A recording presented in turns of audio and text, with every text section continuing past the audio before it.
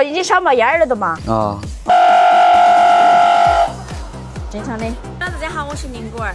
现在我要去给一个粉丝碰面，他说他的机器烂了，让我去给他修。但是他们家有一道山路，所以我必须得开踏板去骑。Hello， 是你吗？我拍视频哦，可以不可以？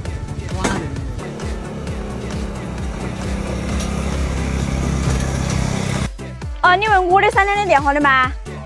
我说你问2娃了，就是这个机器的嘛。你说已经少冒烟了的嘛？啊。嗯，好。要中不？不准再连我就把你走了，不用着急。那我抱下去嘛。我办，没事。我办。小问题，这点重量。这个机器主人说它已经是冒烟了喂，那我就不检查了，直接就开始拆开看。等一下给它取出来。拿出烙铁盒，把温度调一下。我先给它焊了，钻子拔出来，好线圈，线圈看起来是好的，那我得用望远笔测一下其他问题。接线盒打开，后盖拆开，我再把电容拆开看。切下电容的。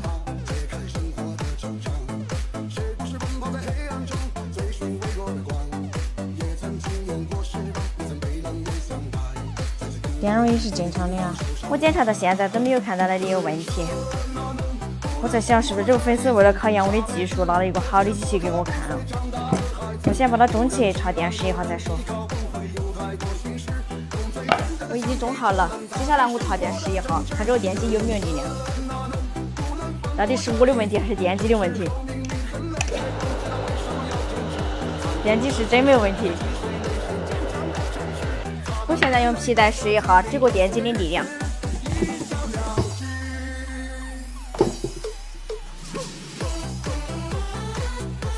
好，插电。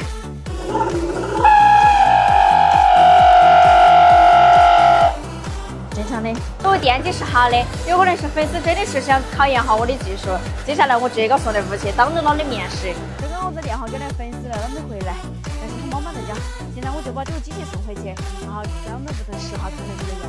没有，我只要上你摩尔岗上试下看能不能用。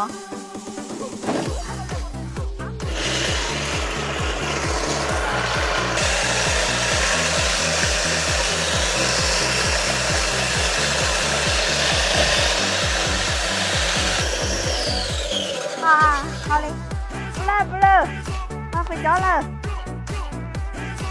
没有，呵呵，你慢慢忙，你慢慢数包裹。